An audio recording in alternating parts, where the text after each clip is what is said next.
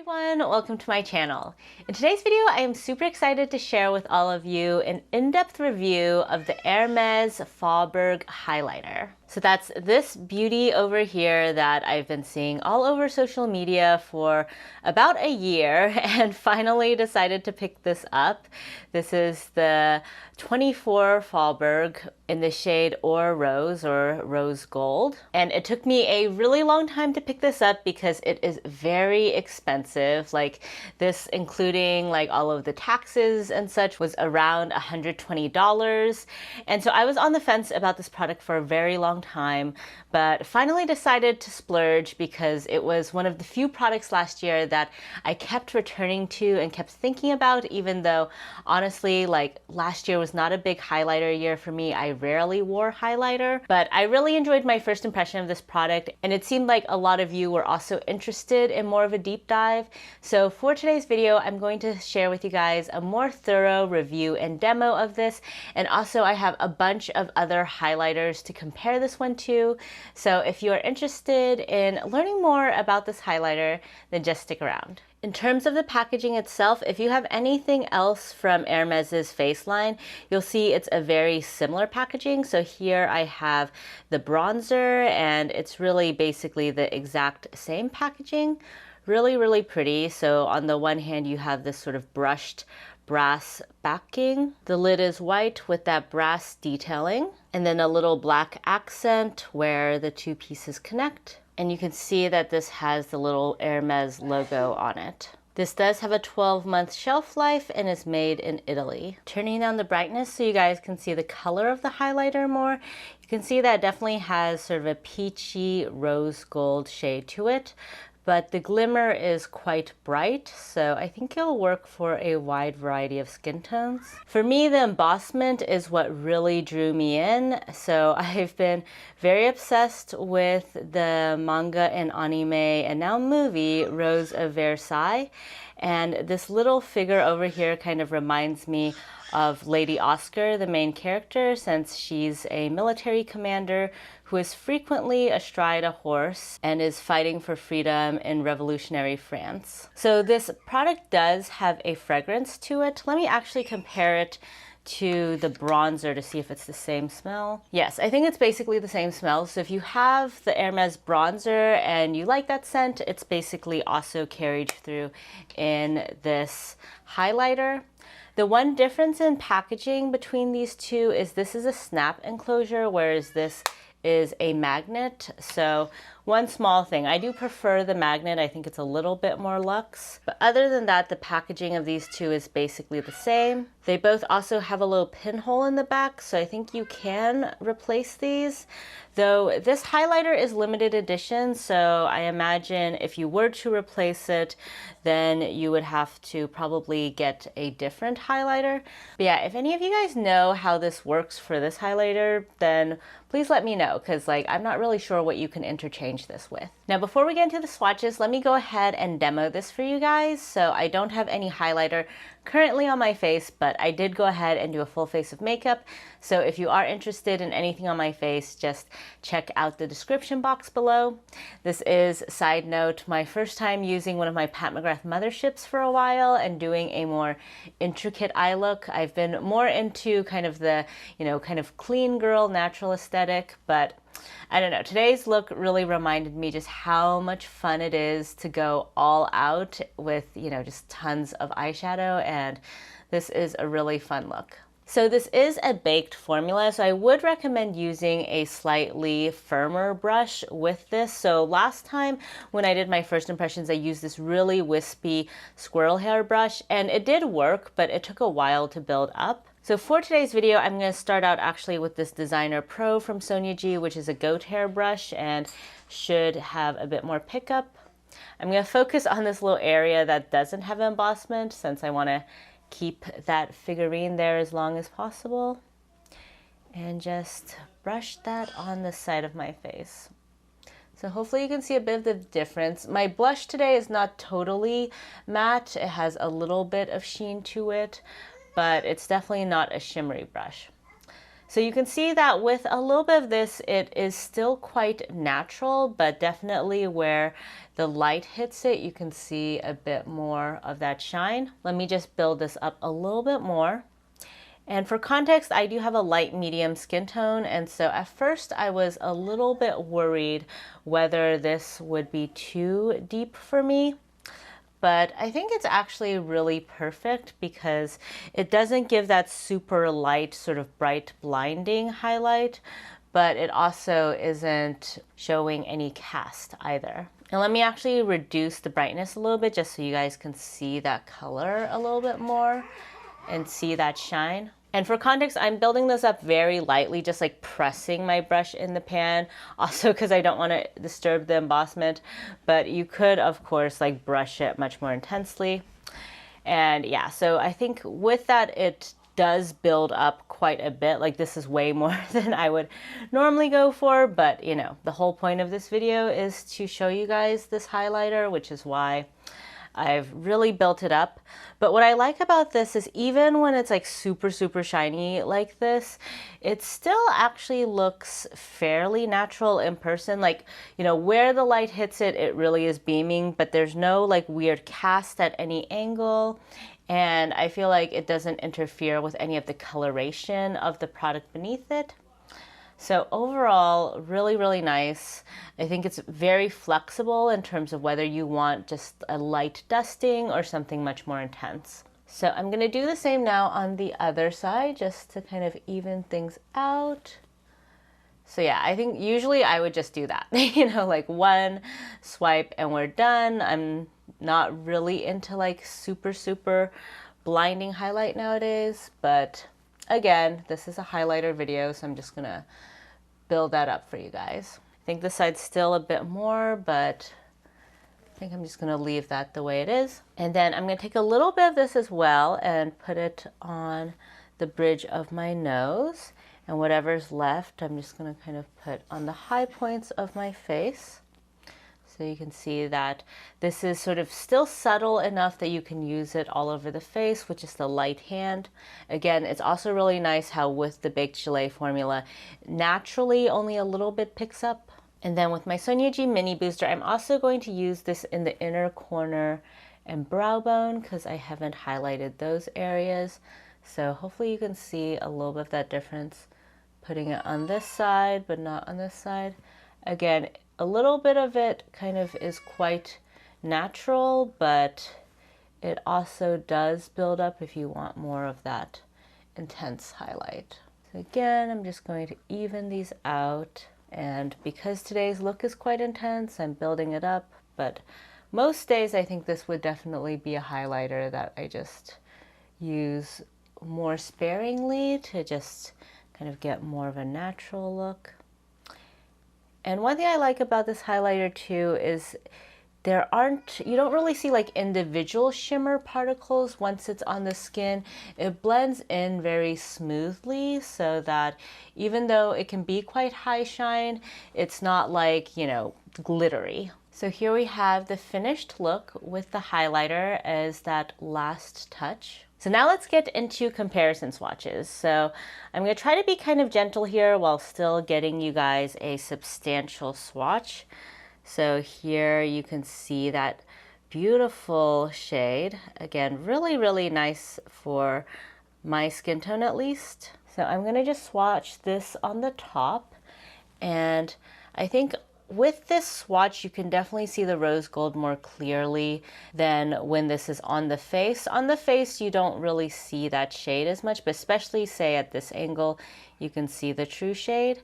But again, where the light hits it, it just kind of blends in more. When I first saw swatches, I was worried this would be too deep, but as you can see on the face, it doesn't come across that way. So first off, I'm going to compare this to the Glow Seeker from ABH. I have this in their Dragon edition. This was the other highlighter I picked up just for embossment purposes because I really wanted that dragon. This is a much lighter highlight, as you can see. It's basically white.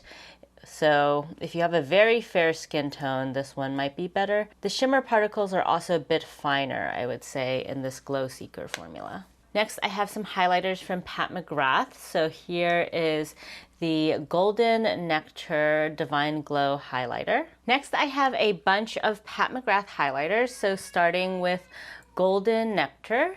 This is also one of my favorite formulas. So Golden Nectar is a little bit lighter, but still kind of peachy. Also actually less shimmer content than the Hermes, interestingly enough. And then I have Nude Nectar. Yeah, there's a lot of these nectars. This one is a little bit more pinky, so more similar in shade, but still lighter than the Hermes. Kind of interesting how most of these are quite a bit lighter. Then I have Sunset Nectar from Pat McGrath. That's in this palette over here. Yes, I picked up a lot of these palettes back in the day since I loved her blush and highlighter formula. This one is a little bit lighter than the previous two. And then I have Venus Nectar, which I actually have twice in these two. So let's just go into this one. And did I need all of these Pat McGrath highlighters? Definitely not, but interesting. Okay, so Venus Nectar is definitely the most similar so far in coloration to the Hermes. Then I have this Pat McGrath Holiday highlighter. So this is in Lunar Nude. I really love this embossment as well. This one's quite a bit more shimmery than the other ones. Ooh, and yeah, so far I would say this one is the most similar formulation-wise to the Hermes. I mean, this is also a baked gelée formula. Really pretty. This one is just a little bit more golden, whereas the Hermes is a bit more rose and slightly cooler toned. Ooh, but yeah, this is very similar in how it looks in swatch. And then my final Pat McGrath highlighter is the Divine Rose highlighter. This one is also a baked gelée rose gold formula, so really curious to see how this one compares. Ooh, really pretty. So this one is slightly more muted, which makes sense. This is kind of one of the more muted highlighters in my collection. And this has more of a dual chromatic aspect, so it looks more pink at certain angles and more gold in others, whereas the Hermes just has one consistent color throughout. Let me actually turn down the brightness in case that makes it easier for you guys to see what I'm talking about. So next I have the Dior highlighter. So this is of course very different shades. So I'm gonna swatch the golden one, which I think is the most similar. So this is also kind of a slightly less glittery formula and very golden in comparison to the Hermes. Let's actually see how this pink one compares. This one is very, very bright pink. Ooh. Okay, so you can actually see the pearl particles more in this one in comparison to the Hermes. So formulation-wise, they look kind of more similar, I would say. Still, though, the Pat McGrath Lunar Nude, I think, is the most similar. And this, of course, is way more bright pink. Next, I have this Flores palette. This is their #1 color story. And I'm going to go into this highlighter. This is also one of the newest additions to my collection. So this is a much thinner formulation than the Hermes and definitely a much lighter color. Next, I have Aim High from LYS. This is also a rose gold formula. This is the shade Genuine. So this feels like a pretty thick sort of metallic formula. Actually, color-wise, this might be the most similar so far to the Hermes, and actually looks kind of similar as well. But this being like a pressed formula, I would say the pickup is much more in comparison to the Hermes, which is baked. But color-wise, if you want to dupe, I think this one is the closest I've got so far. Next, I have the Romance Light highlighter from Charlotte Tilbury. And so I think I'm going to just take these two shades in the middle. They're probably the most similar. So here's the golden one and here's the pink one. So yeah, color-wise, these are quite different. This is way more pink. This is way more champagne in comparison to the Hermes. And these are also less shimmery, definitely a flatter formula. So I have a ton of Hourglass palettes, so to keep this manageable, I'm going to just show you guys the comparisons from the Dragon and Evil Eye palettes, since those are the most recent releases. So I'm going to go into this highlighter over here. This is Sunlit Strobe Light.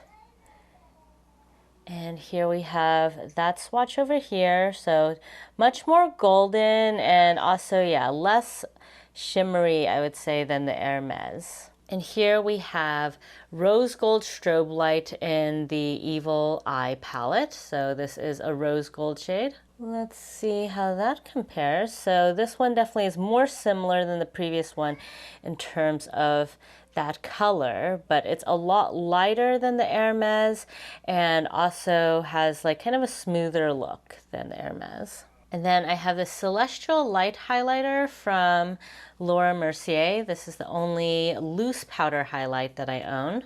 So I think this is going to be the last one since I've run out of space on my arm. This is also kind of a much more light color and also light texture highlight. You can see it almost kind of blends in a bit to the skin in terms of not actually being that high shine. So overall here is the full comparison. So yeah, as you can see, I have a lot of highlighters. I really did not need this Hermes highlighter, but you know, it's still unique, I would say, compared to a lot of the other highlighters in my collection, surprisingly. On the whole, I would say what is most unique about it is it's actually a lot deeper on swatch and a lot more kind of cool rose in comparison to all the other ones, which have much more of a warm yellowy element to them, with the exception, of course, of the really bright pink ones. So if you're looking for kind of like a more cool toned rose gold, then I think this one is a really good bet. Also, even though it's kind of subtle on initial application because of its baked formula, if you do really build it up, this actually has kind of a higher shine, more metallic look than most of the rest of these.